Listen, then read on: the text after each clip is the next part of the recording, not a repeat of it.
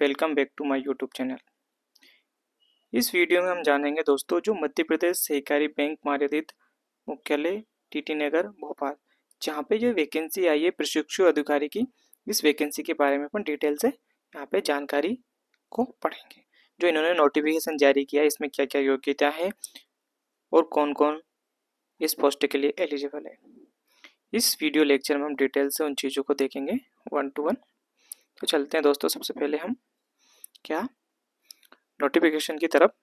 जैसे कि मध्य प्रदेश राज्य सहकारी बैंक मार्यादित मुख्यालय टीटी नगर भोपाल, जिन्होंने एक नोटिफिकेशन जारी किया जो वैकेंसी के लिए रिक्रूटमेंट के लिए है, जिसकी वेबसाइट है दोस्तों www.apexbank.in। जो इसमें वैकेंसी निकली है दोस्तों वो जो टोटल 29 पद है। कितने 39 पद है।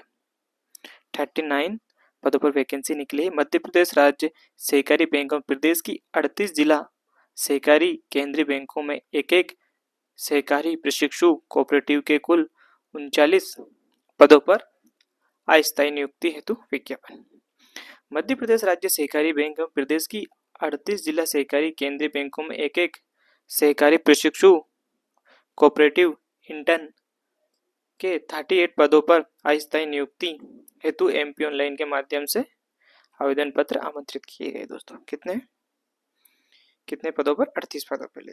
तो इसमें जो ऑनलाइन आवेदन प्रस्तुत करने की प्रारंभिक तिथि है 4 सितंबर से लेकर 18 सितंबर तक, और आवेदन इसका शुल्क नहीं है। और एमपी ऑनलाइन के पोर्टल शुल्क 200 रुपये लगेंगे। बस आपके कितने एमपी ऑनलाइन के पोर्टल शुल्क 200 रुपये लगेंगे।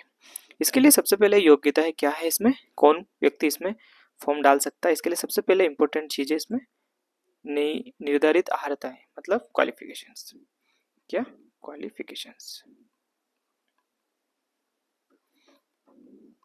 जो इसका क्वालिफिकेशन है दोस्तों, किसी भी मान्यता प्राप्त विश्वविद्यालय से marketing management, cooperative management, agri business management, rural develop management में एमबीए अथवा समकक्ष डिग्री।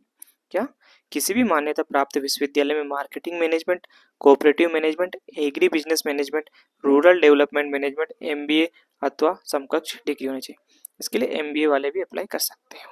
ठीक है फ्रेंड्स, ये उनके लिए बेनिफिशियरी है। और जो आवश्यक इसकी अर्हता है, आपका कंप्यूटर ज्ञान होना अनिवार्य, आपको कंप्यूटर का ज्ञान होना चाहिए।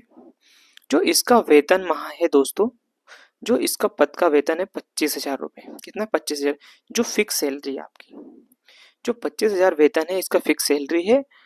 और आवेदन प्रस्तुत करने की आरंभ तिथि पर, जिसका आयु सीमा है आवेदन प्रस्तुत आरंभ करने की तिथि पर 21 वर्ष से लेकर 30 वर्ष के बीच आपकी आयु होनी चाहिए। और इसका वेतन की बात करें तो ये 25,000 फिक्स है।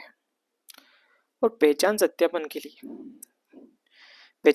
के लिए अभ्यर्थी को अपनी पहचान पत्र, प्रमाण पत्र के रूप में PAN card, passport, driving licence, voter ID card, Aadhaar card, फोटोयुक्त बैंक पासबुक में किसी एक की मूल प्रति, छाया प्रति प्रस्तुत करना होगा।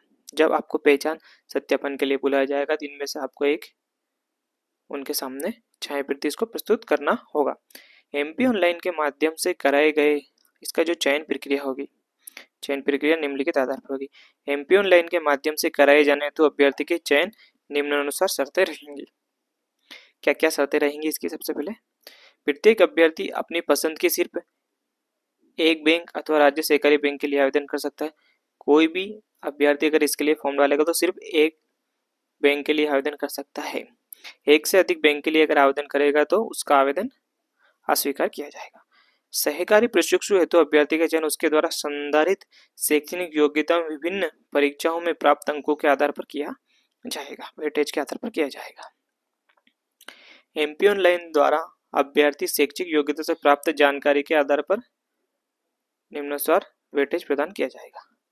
जैसे कि कक्षा 12वीं के 20% वेटेज लिया जाएगा, स्नातक परीक्षा में 25% वेटेज लिया जाएगा और स्नातकोत्तर परीक्षा में 40% वेटेज लिया जाएगा। और एडिशनल में आपके पास क्वालिफिकेशन में CA, IC, WA, CS, company secretary, PhD और एमफिल है तो उसका 15%, टोटल करके 100% यही रहेगा। मतलब कुल मिलाकर आपका सिलेक्शन आपके 12वीं, अंडर ग्रेजुएट, पोस्ट ग्रेजुएट और जो एडिशनल क्वालिफिकेशन है इसके आधार पर आपका सिलेक्शन किया जाएगा, जिसमें आपके हाईएस्ट परसेंटेज होंगे उन व्यक्ति का सिलेक्शन होगा इसमें। अब चलते हैं थोड़ा नीचे पर। राज्य सहकारी बैंक एवं समस्त जिला सहकारी बैंकों के लिए चयनित अभ्यर्थी उपरोक्त अनुसार वेटेज के आधार पर समान अंक प्राप्त होने पर अभ्यर्थी का चयन निम्नानुसार रहेगा। सर्वप्रथम जन्म तिथि के आधार पर वरिष्ठ आयु वाले अभ्यर्थी को चयन किया जाएगा। जन्म तिथि समान रहने पर की स्थिति में एमबीए अथवा एमबीए के समतुल्य डिग्री में अधिक अंक वाले अभ्यर्थी का चयन किया जाएगा। और जन्म तिथि तथा एमबीए भी समतुल्य डिग्री समान रहने पर स्नातक की डिग्री में सर्वाधिक अंक प्राप्त वाले अभ्यर्थी का चयन किया जाएगा। ओके फ्रेंड्स, और स्नातक डिग्री में स्नातक डिग्री में भी अंक अगर समान रहेंगे तो सीजीपीए ग्रेड जाने की स्थिति में अभ्यर्थी को प्राप्त अंकों की गणना सीजीपीए में ग्रेड 10 अंकों से गुना करने के पश्चात अंकों की गणना उपरोक्त अनुसार रहेगी। प्रत्येक बैंक के लिए मेरिट के आधार पर 5 अभ्यर्थियों का चयन किया जाएगा। कितने अभ्यर्थियों का? 5 अभ्यर्थियों की मेरिट बनाई जाएगी, जिनके टॉप अच्छे नंबर होंगे, सबके टॉप 5 की। किसी कारणवश प्रथम अभ्यर्थी द्वारा ज्वाइन नहीं किया जाता है तो उसके पश्चात शैक्षिक या अन्य दस्तावेज त्रुटि रहने पर समय अवधि पूर्ण होने के पूरी उसके द्वारा सेवा से त्याग पत्र दे दिया जाता है। तो ऐसी स्थिति में मेरिट लिस्ट में वरीयता क्रम अनुसार अगले अभ्यर्थी का चयन किया जाएगा। अभ्यर्थी द्वारा नियम एवं शर्तों का सावधानी पूर्वक अध्ययन किया जाना चाहिए। अपूर्ण आवेदन स्वीकार नहीं किए जाएंगे। आवेदन ऑनलाइन आमंत्रित किए जा रहे हैं। अभ्यर्थी का चयन होने पर उसे नियुक्ति पत्र तभी प्रदान की जाएगी जब उसके द्वारा आवेदन में उल्लेखित जानकारी दस्तावेजों की मूल प्रति सक्षम अधिकारी के समक्ष प्रमाणीकरण हेतु प्रस्तुत कर दी जाएगी। यदि किसी भी समय यह संज्ञान में आता है कि अभ्यर्थी ने जो दस्तावेज प्रस्तुत किए वह त्रुटिपूर्ण है तो उसे किसी भी समय उसके चयन से निरस्त कर दिया जाएगा। अभ्यर्थी की अस्थायी नियुक्ति 12 माह की अवधि के लिए की जाएगी। कितने अवधि के लिए? 12 माह की अवधि के लिए प्रतिमाह 25,000 फिक्स परिश्रम पर की जाएगी। सेवाएं संतोषजनक पाए जाने पर एक वर्ष के लिए अधिकतम 3 वर्ष तक वृद्धि की जा सकती है। बैंक प्रबंधन द्वारा चयनित सहकारी प्रशिक्षु की सेवाएं संतोषजनक न पाए जाने पर किसी भी समय समाप्त की जा सकती है।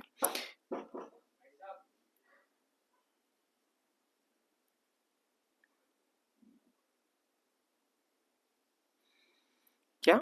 चयनित अभ्यर्थी की अस्थायी नियुक्ति 12 माह की अवधि के लिए की जाएगी, जिसमें 25,000 रुपये का फिक्स सैलरी रहेगा और सेवाएं संतोषजनक पाए जाने पर एक वर्ष के लिए अधिकतम 3 वर्ष तक में इसमें वृद्धि की जा सकती है। बैंक प्रबंधन द्वारा समिति सहकारी प्रशिक्षु की सेवाएं संतोषजनक न पाए जाने पर किसी भी समय समाप्त की जा सकेगी। चयनित सहकारी प्रशिक्षु को 10 आकस्मिक अवकाश मिलेंगे। बैंकिंग नेगोशिएबल इंस्ट्रूमेंट एक्ट के तहत घोषित अवकाश की पात्रता रहेगी। चयनित सहकारी प्रशिक्षु को शीर्ष बैंक में बैंकिंग सहायक के समान एवं जिला बैंक सेवा नियम अनुसार कंप्यूटर ऑपरेटर के समान टीएडीए की पात्रता रहेगी। क्या? चयनित सहकारी प्रशिक्षु को शीर्ष बैंक में बैंकिंग सहायक के समान एवं जिला बैंक सेवा नियम अनुसार कंप्यूटर ऑपरेटर के समान टीएडीए की पात्रता रहेगी। सहकारी प्रशिक्षु का पद एकाकी होने के कारण यहाँ पर आरक्षण प्रावधान लागू नहीं होगा। ठीक है।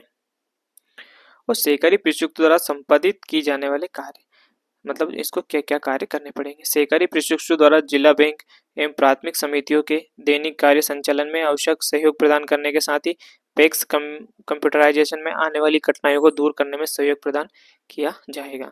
जिला बैंक एवं प्राथमिक समितियों के लिए डीएपी, जिला बैंक एवं प्राथमिक समितियों के लिए डीएपी एमओयू तैयार करने के साथ ही जिला बैंकों में प्रबंधन द्वारा निर्देशित कार्यों में सहयोग प्रदान किया जाएगा।